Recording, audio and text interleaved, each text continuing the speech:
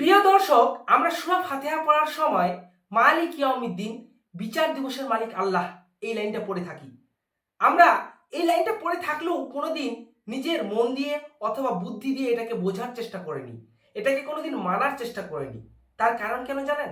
যে দেখেন, যারা আমাদের মধ্যে দায়িত্বশীল লোক রয়েছে, আমাদের এই জনগণের মধ্যে যারা বিচার ক্ষমতার পর্যায়ে লোক রয়েছে, এমনকি গ্রাম্য এলাকায় যারা মডল, যারা বিচার করে, তারা যে ক্ষমতায় পর্যায়ে রয়েছে, তারা কোনোদিন এই লাইনটাকে ভ্রুক্ষেপ করেনি, তারা কোনোদিন এই লাইনটাকে মন দিয়ে বিশ্বাস করেনি।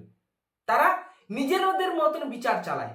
তারা মনে করে যে আমি যদি এখানে সত্যকে মিথ্যা করে দিই বা মিথ্যাকে সত্য করে দিই, তাহলে কি হবে? তাতে তো কিচ্ছু হবে না।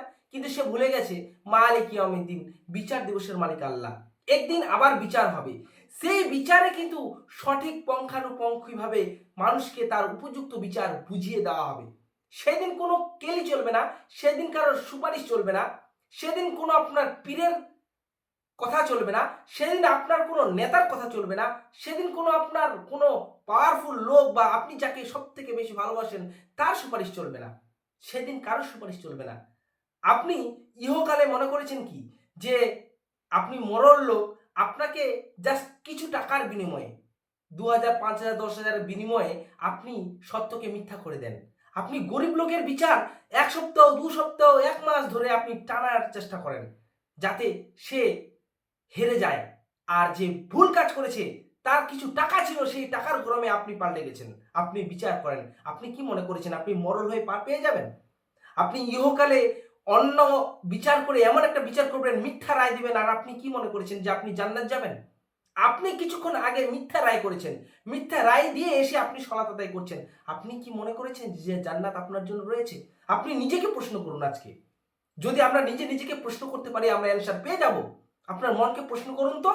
আজকে আপনি ২০০০ টাকার বিনিময়ে, আপনি একটা সিগারেটের প্যাকেটের বিনিময়ে আপনি পাল্টে গেছেন। আপনি ঘুরে গেছেন। আপনি যেখানে সই করার কথা আপনি সেখানে সই করেননি।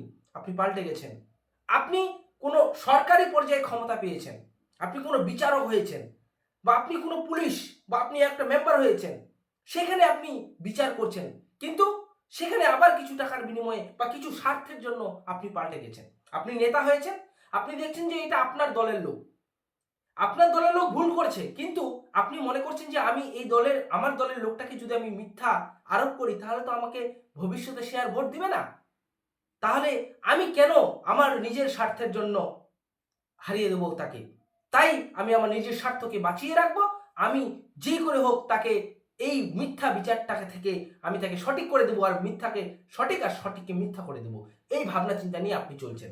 আপনি এই ভাবনা চিন্তা নিয়ে মেম্বার হয়েছেন। আপনাকে ধিক্কার জানায়। আপনাকে জনগণ ধিক্কার জানায়।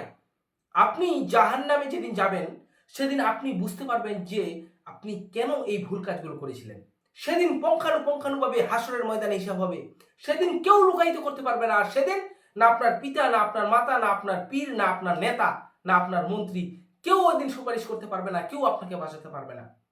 আপনি জমি জায়গা দখল করে নিয়েছেন, আপনি জমির, অন্যের জমি আপনি অন্যকে করে দিয়েছেন। আপনি নিজের স্বার্থের জন্য, আপনি নিজের ভোটের জন্য আপনি একটা গরিব লোককে, তার ন্যায় বুঝিয়ে দেননি। তার ন্যায় আপনি হক মেরে খেয়েছেন। এটা কি মনে করেছেন আপনি এই টাকা দিয়ে, আপনি এই ঘুষের টাকা দিয়ে, আপনি সুদের টাকা দিয়ে আপনি হজ করতে গিয়ে সেখানে কাবাঘরের ওখানে দোয়া করবেন, আল্লাহ আমাকে জান্নাত দিন? জান্নাতকে এতটাই সহজ মনে করে নিয়েছেন? প্রিয় দর্শক, এতটা সহজ নয়। বিচার ব্যবস্থা সঠিক করুন। বিচার ব্যবস্থা সঠিক করা লাগবে। আপনি যদি ইহকালে সত্যিকারই ভালোভাবে থাকতে চান, পরকালে যদি জান্নাত যেতে চান, তাহলে বিচার ব্যবস্থা সঠিক করা লাগবে।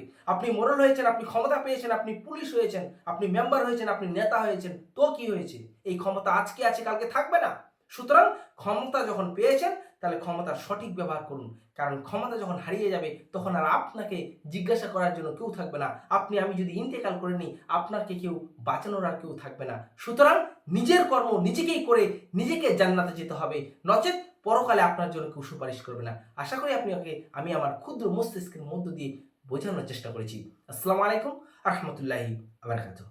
কারণ যা হবে স্পষ্ট হবে।